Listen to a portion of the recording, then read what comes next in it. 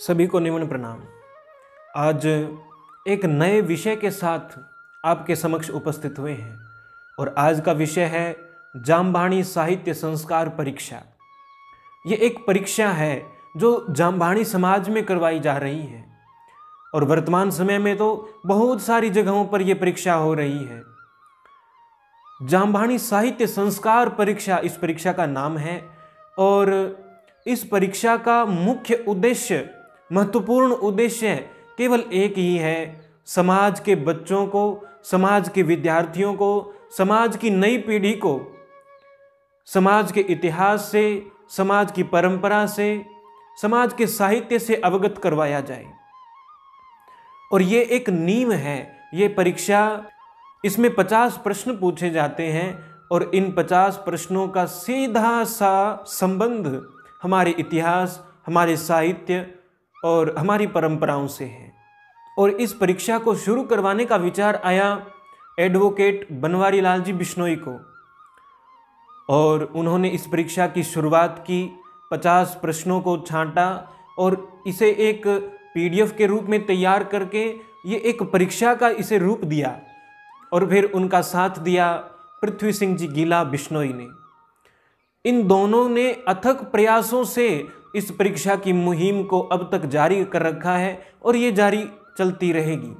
आज की इस वीडियो का प्रमुख उद्देश्य केवल यही है कि इस संस्कार परीक्षा का हर जगह पर प्रचार प्रसार हो सके, ये परीक्षा हर स्थान पर उपलब्ध हो, हर समाज के हर बच्चे तक ये प्रश्न पहुँचे ताकि उसे इसके बारे में जानकारी हो।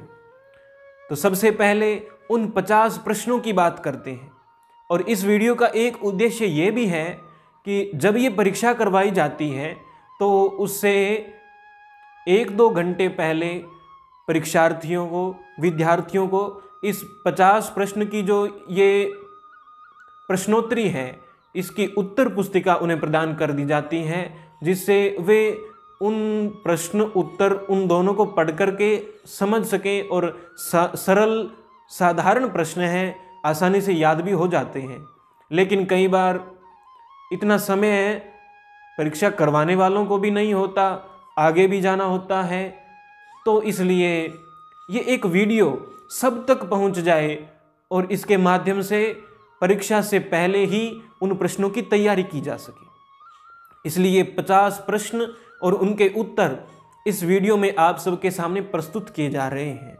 अब एक एक करके वे 50 प्रश्न और उनके उत्तर आपके समक्ष उपस्थित कर रहा हूं।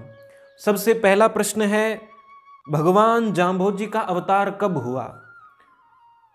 सबसे पहले भगवान जाम्भोजी के अवतार के बारे में ये पहला प्रश्न है और इसका भी प्रमुख कारण ये है कि भगवान जाम्भोजी ने इस जामभाणी समाज की स्थापना की, बिश्नोई समाज की स्थापना की। इतने अच्छे नियम, आचार संहिता और शिक्षाएं हमें प्रदान की और उन शिक्षाओं को जानने के लिए हमें उनकी वाणी का अध्ययन करना चाहिए। तो सबसे पहला प्रश्न है कि भगवान जाम्भोजी का अवतार कब हुआ? तो भगवान जाम्भोजी का अवतार विक्रम संवत 1508 भादवावदी अष्टमी जन्माष्टमी के दिन हुआ, सोमवार के दिन हुआ। पीपासर गांव में भगवान जाम्भोजी का अवतार हुआ था। अब दूसरा प्रश्न है, गुरु जंबेश्वर भगवान की माता का नाम बताएं। तो भगवान जाम्भोजी की माता का नाम हंसा देवी था और पिताजी का नाम, जो तीसरा प्रश्न भी यही है कि जाम्भोजी के पिता का नाम क्या था? तो जाम्भोजी के पिता का नाम लोहट जी पंवार था, जो पंवार गोत्र से थे और क्षत्रिय थे। अब चौथा प्रश्न है कि जाम्भोजी के अवतार स्थल का नाम बताएं। तो भगवान जाम्भोजी का अवतार, अभी हमने प्रश्न नंबर 1 में ही इस विषय में चर्चा कर ली कि भगवान जाम्भोजी का अवतार पीपासर में हुआ। तो पीपासर नागौर के क्षेत्र में पड़ता है। ये एक गांव है जिसमें भगवान जाम्भोजी का अवतार हुआ था। अब प्रश्न नंबर 5 है कि गुरु जाम्भोजी के दादाजी का नाम बताएं। भगवान जाम्भोजी के दादाजी का नाम रावल जी पंवार था और उन्हें रोलोजी पंवार भी कहते थे और पुलोजी और लोहट जी 2 भाई थे जिनकी एक बहन थी तांतु देवी। ये 3 भाई बहन रावल जी पंवार के घर अवतरित हुए और लोहट जी के घर भगवान जाम्भोजी का अवतार हुआ। अब प्रश्न नंबर 6 कि जाम्भोजी के नाना जी का नाम और गोत्र बताएं। तो भगवान जाम्भोजी के नाना जी का नाम मोहकम सिंह जी भाटी था और भाटी उनकी गोत्र थी और जो छापर चूरू के रहने वाले थे। अब प्रश्न नंबर 7 जाम्भोजी का वंश बताएं। तो जाम्भोजी का वंश पंवार गोत्र में उनका अवतार हुआ और क्षत्रिय वंश से थे। अब प्रश्न नंबर 8 जाम्भोजी के चाचा का नाम बताएं। तो अभी पीछे हमने चर्चा की कि भगवान जाम्भोजी के पिताजी लोहट जी और उनके एक भाई थे पूल्हो जी। तो भगवान जाम्भोजी के चाचा का नाम पूल्हो जी पंवार था और पूल्हो जी की पंवार वही थे जो सर्वप्रथम बिश्नोई बने थे, जिन्होंने सबसे पहले पहल ग्रहण करके बिश्नोई धर्म अपनाया था।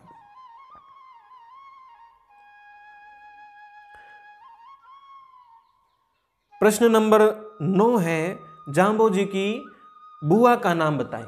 तो भगवान जाम्भोजी की बुआ जी तांतु देवी थी, इसके बारे में भी हम चर्चा कर चुके हैं। प्रश्न नंबर 10 कि भगवान जाम्भोजी कितने वर्षों तक मौन रहे।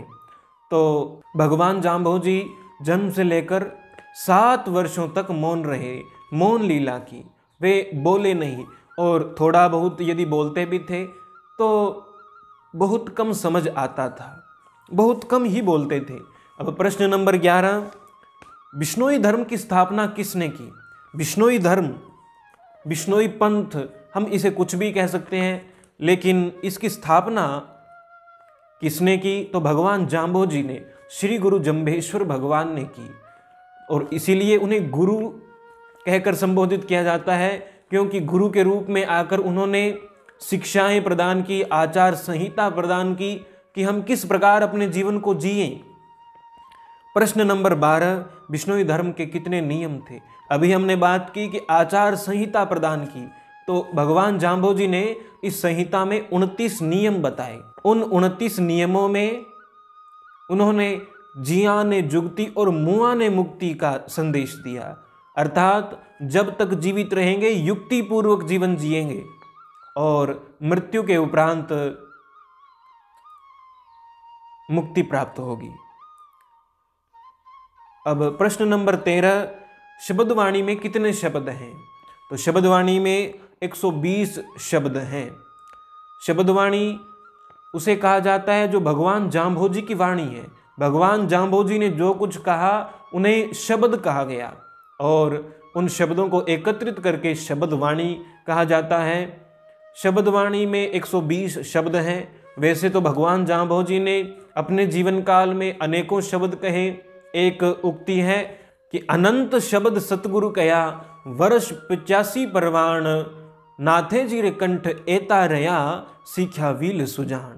तो 120 शब्द हमारे पास उपलब्ध हैं और उन 120 शब्दों में भी बहुत कुछ है जो ग्रहण करने योग्य है। अब भगवान जाम्भोजी का समाधि स्थल कहाँ है। प्रश्न नंबर 14 तो भगवान जाम्भोजी का समाधि स्थल मुक्तिधाम मुकाम में है, जो नोखा के पास है। अब प्रश्न नंबर 15 बिश्नोई धर्म की स्थापना किस जगह हुई। तो भगवान जाम्भोजी ने बिश्नोई धर्म की स्थापना समराथल दोहरे पर की, जो मुकाम से थोड़ी ही दूरी पर है। प्रश्न नंबर 16 जाम्भोजी ने कितने वर्षों तक गायें चराई। तो भगवान जाम्भोजी ने 27 वर्षों तक गायें चराई थी। अब यहाँ पर मैं एक बात बता दूं, भगवान जाम्भोजी ने 7 वर्षों तक मौन लीला की, बाल लीला की। और एक उक्ति है कि वर्ष 7 संसार बाल लीला निरहारी, वर्ष 5 22 पाले बहुता धेनु चारी। 7 वर्षों तक मौन रहे, बाल लीला की, और वर्ष 5 22 और 5 यानी 27 वर्षों तक उन्होंने गौचारण लीला की, गौवें चराई। और इसके बाद प्रश्न नंबर 17 कि जांबोजी ने कितने वर्षों तक उपदेश दिए। तो भगवान जांबोजी ने 27 वर्षों तक गायें चराई, उसके बाद 51 वर्षों तक उपदेश दिए।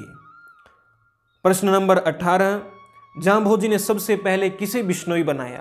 तो इसकी चर्चा भी हम पहले कर चुके हैं।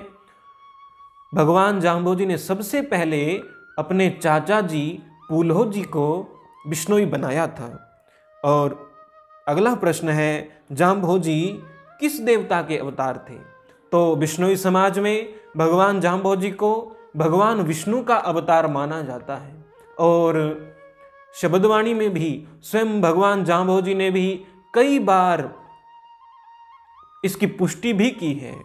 अब प्रश्न नंबर 20 है कि जांबोजी ने कितने जीवों का उद्धार किया या कितने जीवों के उद्धार के लिए अवतार लिया? तो अपनी वाणी में बार बार भगवान जांबोजी कहते हैं कि 12 करोड़ जीवों के उद्धार के लिए मैं यहाँ पर आया हूँ। कि प्रहलादासों वाचा कीवी आयो 12 काजे, और 12 थाप घना नहीं ठहरा, मता तो डीले डीले करोड़ रचायो। और 12 में सु एक घटे तो सूचे लो गुरु लाजे। अनेकों बार इन 12 करोड़ जीवों का जिक्र भगवान जांबोजी ने अपने शब्दों में किया है। तो 12 करोड़ जीवों के उद्धार के लिए भगवान जांबोजी ने अवतार लिया। अब प्रश्न नंबर 21 है कि जांबोजी ने पहला शब्द किसके प्रति सुनाया? तो जांबोजी ने सबसे पहला शब्द खेमन राय नाम के एक पुरोहित को सुनाया था, जो पूर्व देश का पुरोहित कहा जाता है और भगवान जांबोजी के गांव पीपासर में आया था। और ये पहला शब्द गुरु चिन्ह पुरोहित, गुरुमुख धर्म बखानी, इस पंक्ति से शुरू होता है। तो अब अगला प्रश्न नंबर 22 यही है कि गुरु चिन्ह पुरोहित, गुरुमुख धर्म बखानी, इस पंक्ति का भावार्थ क्या है? तो भगवान जांबोजी सबसे पहले उस पुरोहित को और आसपास में उपस्थित सभी लोगों को ये संदेश देते हुए कहते हैं, गुरु चिन्ह पुरोहित, गुरुमुख धर्म बखानी। यहाँ भगवान जांबोजी कहते हैं कि हे लोगों, हे संसार के लोगों, हे पुरोहित, गुरु को चिन्हों का साधारण सा अर्थ यहाँ पर पहचानने से लगाया जा सकता है। भगवान जांबोजी कहते हैं तुम गुरु को पहचानो, सतगुरु को पहचानो, और गुरुमुख धर्म बखानी। और गुरु वास्तव में वो होता है जो अपने मुख से धर्म का बखान करता है। अब प्रश्न नंबर 23 कि ओम मोरे छाया न माया, इसके आगे इस पंक्ति को पूरा करना है। तो ये प्रश्न नंबर 2 की पहली ही पंक्ति है, ओम मोरे छाया न माया, लोही ना मासू, रक्तु ना धातु। ये पंक्ति शब्द नंबर 2 की पहली पंक्ति है। इसके बाद प्रश्न नंबर 24 है कि जांबोजी ने खेजड़ी का बाग कहाँ लगाया? तो भगवान जांबोजी ने खेजड़ी का बाग रोटू में लगाया था। रोटू गांव में भगवान जांबोजी उमाबाई को भात भरने के लिए गए और वहां पर भगवान जांबोजी ने एक खेजड़ी का बाग लगाया था। अब प्रश्न नंबर 25 है कि शुक्ल हंस शब्द कौन से नंबर पर है? कि शब्द संख्या कौन सी है जिसे शुक्ल हंस शब्द कहा जाता है? तो शुक्ल हंस शब्द नंबर 67 को कहा जाता है। और ये शब्द भगवान जांबोजी ने राव बीदा के प्रति सुनाया था। और इसके बाद प्रश्न नंबर 26 है कि खेजड़ली खड़ाने वृक्षों की रक्षा के लिए बलिदान में प्रथम बलिदान किसने दिया था? तो खेजड़ली के अंदर जो पर्यावरण के लिए सबसे अनूठा और सबसे ऐतिहासिक बलिदान जो दिया गया वो बिश्नोई समाज से था। और उसमें सबसे पहला बलिदान अमृता देवी बिश्नोई बेनीवाल ने दिया था। तो अमृता देवी बिश्नोई ने सबसे पहले उसमें बलिदान दिया। और उसके बाद 363 लोगों ने वहाँ पर बलिदान दिया था। अब अगला प्रश्न यही है कि खेजड़ली खड़ाने में कितने इंसान, कितने लोग शहीद हुए? तो 363 लोग वहाँ पर शहीद हुए थे। अब प्रश्न नंबर 28 है कि खेजड़ली से पूर्व में 16वीं शताब्दी में भी पेड़ों की रक्षा के लिए प्रथम बलिदान किसने दिया था? तो इससे पहले प्रथम बलिदान खेजड़ली से पहले पेड़ों की रक्षा के लिए कर्मा और गोरा बिश्नोई ने दिया था। ये दो, कर्मा और गोरा बिश्नोई, इन दोनों ने वृक्षों की रक्षा के लिए अपना बलिदान दे दिया था। और वीलोजी महाराज भी अपनी एक साखी में इसका जिक्र करते हैं। प्रश्न नंबर 29, गुरु जाम्भोजी के चोला व चिंपी कहाँ रखे गए हैं? तो भगवान जाम्भोजी के का चोला और चिंपी ये जांगलू में रखे गए हैं। प्रश्न नंबर 30, भगवान जाम्भोजी का निर्वाण स्थल कहाँ है? तो लालासर साथरी भगवान जाम्भोजी का निर्वाण स्थल है। अब प्रश्न नंबर 31 है कि भगवान जम्बेश्वर के अवतार का उद्देश्य क्या था? तो भगवान जाम्भोजी ने प्रहलाद भक्त को वचन दिया था। अभी पीछे ही हमने जिक्र किया कि भगवान जाम्भोजी ने कहा, प्रहलादासु वाचा कीवी आयो बारा काजे। तो प्रहलाद भक्त को भगवान जाम्भोजी ने नरसिंह के रूप में वचन दिया था कि उसके शेष बचे जो साथी लोग थे, जो भक्त लोग थे, उनको समय समय पर भगवान जाम्भोजी मुक्ति प्रदान करेंगे, उनका उद्धार करेंगे।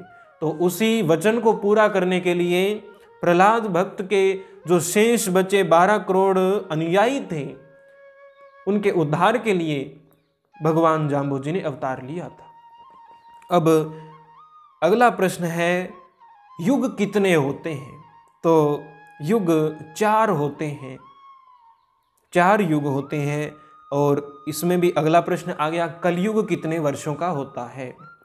तो कलयुग 4,32,000 वर्षों का होता है। प्रश्न नंबर 34 है, 29 नियमों में पहला व दूसरा नियम क्या है? तो 30 दिन सूतक 5 ऋतुवंती न्यारो, ये 2 नियम 29 नियमों में पहला व दूसरा स्थान पर है। अब प्रश्न नंबर 35, कृष्ण चरित बिन काचे करवे रहो न रहसी पानी, इसका भावार्थ क्या है? ये भगवान जाम्भोजी के पहले शब्द की अंतिम पंक्ति है और इसमें भगवान जाम्भोजी संदेश देते हैं। वे कहते हैं कि कृष्ण चरित्र बिन, भगवान कहते हैं भगवान की लीला के बिना कृष्ण चरित बिन काचे करवे, काचे करवे का मतलब होता है कच्चे घड़े, काचे करवे रयो न रहसी पानी। भगवान जाम्भोजी यहाँ कहते हैं कि भगवान की लीला के बिना, भगवान के चरित्र के बिना कच्चे घड़े में पानी ना तो अब तक ठहरा है और ना ही आगे ठहर सकेगा। और उस समय भगवान जाम्भोजी ने उस कच्चे घड़े में जल ठहरा कर दिखाया था। प्रश्न नंबर 36, ये खेजड़ली का बलिदान किस सन में हुआ? तो सन 1730 में खेजड़ली का बलिदान हुआ था। प्रश्न नंबर 37, खेजड़ली बलिदान किस राजा के राज में हुआ? तो उस समय जोधपुर के राजा अभय सिंह थे। और प्रश्न नंबर 38 है, खेजड़ली बलिदान में कितने गांवों के नर नारियों ने अपना बलिदान दिया था? तो उस समय 84 गांवों के नर नारी बिश्नोई लोग एकत्रित हुए थे। 84 गांव के लोगों ने बलिदान दिया था। प्रश्न नंबर 39 है कि मोरे अंग न अलसी तेल ना मलियो, कौन सा शब्द है? तो ये शब्द नंबर 3 है और ये पहली ही पंक्ति है शब्द नंबर 3 की। प्रश्न नंबर 40, 68 तीरथ हृदय भीतर, आगे की पंक्ति को पूरा करना है। तो इसमें कहा गया है कि 68 तीरथ हृदय भीतर बाहर लोकाचार, और इसका सरल सा अर्थ है कि 68 तीर्थ जो सनातन धर्म में मुख्य तीर्थों के रूप में माने जाते हैं, भगवान जाम्भोजी कहते हैं कि बाहर घूमने की जरूरत नहीं, बाहर घूमने की आवश्यकता नहीं, ये 68 तीर्थ हमारे हृदय के भीतर ही हैं। बाहर तो केवल लोकाचार, लोक व्यवहार है। अब प्रश्न नंबर 41 में पूछा गया है कि जद पवन ना होता, पानी ना होता, न होता धर गेणारू। ये कौन सा शब्द है? शब्द संख्या क्या है? तो ये शब्द नंबर 4 है। इसके बाद प्रश्न नंबर 42 में कहा गया है कि तद होता एक निरंजन शंभु। आगे की पंक्ति को पूरा करना है। तो इसमें तद होता एक निरंजन शंभु के होता धंधुकारु, भगवान जाम्बोजी ने यह शब्द कहा है। इसके बाद प्रश्न नंबर 43 में भगवान जाम्बोजी के शब्द की एक पंक्ति का भावार्थ पूछा गया है कि खेचर भूचर खेतर पाला परगट गुप्ता कां जपीजे ते पण जाया जी हूं। भगवान जाम्बोजी कहते हैं खेचर भूचर, खेचर यानी आकाश में उड़ने वाले कोई भी पक्षी या जीव, भूचर जो भूमि पर विचरण करने वाले जीव हैं, खेतरपाला क्षेत्रपाल आदि, प्रगट गुप्ता कोई भी प्रगट रूप से सामने दिखाई देने वाले या गुप्त जो समक्ष इन आंखों से दिखाई नहीं देते, इन सभी की पूजा आप लोग क्यों करते हो? भगवान जाम्बोजी कहते हैं काहे जपीजे, क्यों जपते हो? ते पण जाया जीव, वे सभी जन्मे हुए जीव हैं। यहाँ जाम्बोजी सरल रूप में स्पष्ट रूप से यही कहते हैं कि जो जन्मा हुआ जीव है उसकी पूजा नहीं करनी चाहिए, जो जन्म मरण के चक्र से दूर जो बाहर है उसकी पूजा करनी चाहिए। अब प्रश्न नंबर 44 में पूछा गया है कि गुरु जम्बेश्वर भगवान ने बिश्नोई धर्म पंथ के पुरुषों के लिए किस रंग की वेशभूषा परिधान संहिता बताई? तो भगवान जाम्बोजी ने बिश्नोई पंथ के पुरुषों के लिए सफेद वस्त्र पहनने का कहा था, सफेद रंग की वेशभूषा को पहनना बताया था। अब प्रश्न नंबर 45, 29वां नियम क्या है? तो 29वां नियम भगवान जाम्बोजी ने बताया था कि नील न लावे अंग देखत दूर ही त्यागे। तो नीले वस्त्र को धारण नहीं करना चाहिए, नीले रंग का वस्त्र नहीं पहनना चाहिए। अब प्रश्न नंबर 46 है कि जम्बेश्वर भगवान ने किस राजा को उसका राज्य वापस दिलाया था? तो राव दूदा को भगवान जाम्बोजी ने मेड़ता का राज्य वापस दिलवाया था। राव दूदा मीराबाई के दादाजी थे और भगवान जाम्बोजी के परम भक्त थे, और जाम्बोजी ने राव दूदा को मेड़ता का राज्य दिलवाया था। इसके बाद प्रश्न संख्या 47 में पूछा गया है कि इलोल सागर शब्द कौन से शब्द को कहते हैं? तो शब्द नंबर 29 को इलोल सागर के नाम से जाना जाता है। प्रश्न नंबर 48, बिश्नोई समाज के मुख्य अष्टधाम कौन कौन से हैं? तो बिश्नोई समाज के मुख्य 8 धाम हैं, जो पीपासर, समराथल, मुकाम, लालासर साथरी, रोटू, जांगलू, जाम्भोलाव और लोदीपुर धाम, ये 8 मुख्य अष्टधाम हैं। इसके बाद अगला प्रश्न है कि बासंदर क्यों एक भणिजे जी के पवन पिराणों का भावार्थ क्या है? बासंदर क्यों एक भणिजे जी के पवन पिराणों। भगवान जाम्बोजी कहते हैं कि एक अग्नि जो होती है उसके प्राण पवन में होते हैं। जब तक अग्नि अपना प्रभाव नहीं डाल सकती, जब तक उसके साथ हवा ना हो, जब हवा की मौजूदगी वातावरण में ना हो तो अग्नि अपना प्रभाव नहीं बना सकती। इसी तरह अग्नि हवा पर निर्भर है, अग्नि का प्राण पवन है। उसी तरह भगवान जाम्बोजी कहते हैं कि क्रोध का प्राण कठोर वचन है। जब तक हम किसी को कठोर वचन नहीं कहेंगे, क्रोध नहीं आ सकता। इसलिए अपनी वाणी को संभाल करके बोलना चाहिए। इसी का संदेश भगवान जाम्बोजी यहाँ पर देते हैं। और प्रश्न संख्या 50 कि आद अनाद तो हम रचीलो, हमें सिरजीलो से कौन। इस पंक्ति को पूरा करना था कि आद अनाद तो हम रचीलो, हमें सिरजीलो से कौन। यहाँ भगवान जाम्बोजी कहते हैं कि आदि अनादि इन सब की रचना मैंने की है, लेकिन मेरी रचना करने वाला कौन है इसके बारे में कोई नहीं जानता। ये 50 प्रश्नों की ये परीक्षा होती है, जाम्बाणी साहित्य संस्कार परीक्षा। और इस परीक्षा के संकलनकर्ता एडवोकेट बनवारी लाल जी बिश्नोई हिसार से हैं, और उनके मोबाइल नंबर भी आपको स्क्रीन पर दे दिए जाएंगे। और इसके साथ यदि परीक्षा के बारे में कोई भी जानकारी आपको लेनी हो, परीक्षा करवानी हो या PDF लेनी हो, कोई भी किसी भी प्रकार की जानकारी लेनी हो, तो आप पृथ्वी सिंह जी गीला बिश्नोई से संपर्क कर सकते हैं। उनके भी संपर्क करने के लिए मोबाइल नंबर आपको स्क्रीन पर दे दिए जाएंगे।